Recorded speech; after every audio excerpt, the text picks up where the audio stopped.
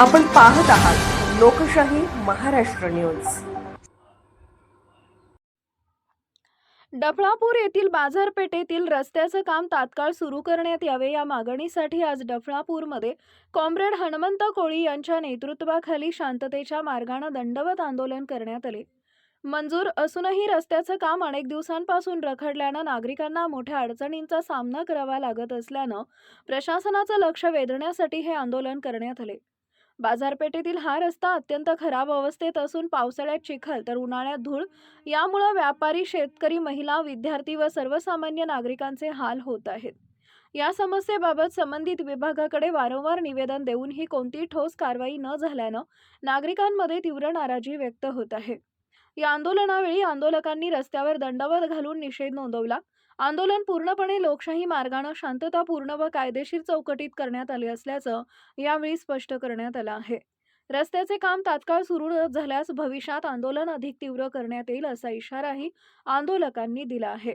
या दंडवत आंदोलनामुळे परिसरात चर्चेचा विषय निर्माण झाला असून आता प्रशासन याची दखल घेते का याकडे नागरिकांचं लक्ष लागलंय। यावेळी सरपंच सुभाष गायकवाड, ग्रामपंचायत सदस्य पोपट शिंदे, पोलीस पाटील पंकज शिंगाडे, शिवाजी नाईक, दिलीप जाधव, इलाई नदाब, गौस मकानदार, प्रशांत माने, करण जाधव इत्यादी सर्व मान्यवर उपस्थित होते। असताना रोजगार आम्ही योजनेतून हा रस्ता मंजूर केला होता।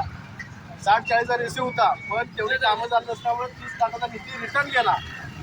आता काही मंडळी जाऊन भेटून आले, मला काय त्याच्यावर टीका करायला काय नाही, पण आमचा हा पिटलाईनचा रस्ता झाला पाहिजे, त्यासाठी लवकरात लवकर रस्ता झाला पाहिजे। यासाठी शासनाचं लक्ष वेधण्यासाठी मी आज दंडवत आंदोलन डफळावर अमोल संपाळ ते संतोष बंडगर मेडिकलपर्यंत दंडवत आंदोलन घातलेलं आहे।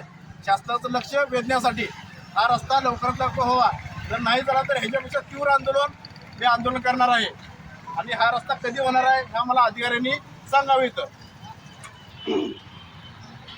आपल्याला हा रस्ता भूषण पडळकर साहेबांनी त्यांच्या स्थानिक आमदार निधीतून हा रस्ता आम्हाला करायला हस्तांतरित केला आहे।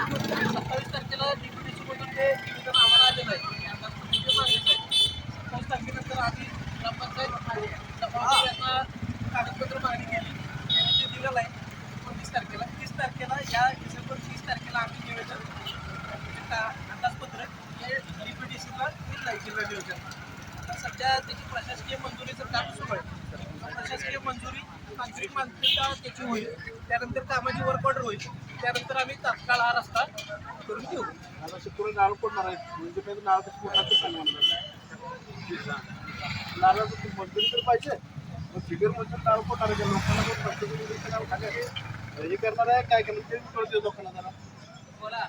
असं व्हायला नको ना। अजून प्रशासन तांत्रिक वर्ण मंजुरी यायची कलेक्टरांची, परत टेंडर व्हायचं, ते लई प्रोसेस जास्त आहे। तोपर्यंत उद्घाटन एवढा घाट कशाला? बरोबर, शुक्रवारी आता आम्हाला समजणार शुक्रवार त्यात उद्घाटन करणार।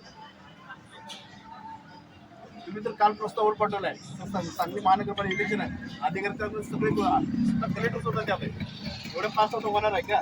तुम्हाला माहिती आहे 8 दिवसात जर काम झालं तर त्याच्यात 1 नंबर येऊन बघ आपलं रस्त्याचं काम। तर एवढं प्रेशर आपलं नाही, साधं ग्रामपंचायत कागद करायला गेलं की 8 दिवसात आहे, आणि इतर रस्त्याचं काम आहे 30 ते 50 लाखाचं काम आहे। आता आमच्याकडे काय लागणार आहे ते कागदपत्र आम्ही दिले केले, पण मंजुरी अजून ते मंजुरी नाही तर पण लोकांना नाटक असतात, आरोप पडायचा लोकांना व्यापार त्याच्यामुळे करायचं तर करू नका का? तरी पण सर याला प्रोसेसिंग करून व्हायला किती होतं? तुमच्या अंदाज किती लागेल? आपण तुम्ही वर पाठवलंय आता 8 दिवस लागणार तर तुला दिलेलं आहे, ठीक आहे, ते मेराज ऑफिसला होते, त्याच्यावर आम्ही काय बोलू शकतो? म्हणजे त्याच्यात आहे तुम्ही सध्या प्रोसेसिंगला एक अंदाज कमी जास्त वेळ लागत येतो। लोकशाही महाराष्ट्र न्यूज चॅनलला लाईक करा, शेअर करा आणि सबस्क्राईब करा।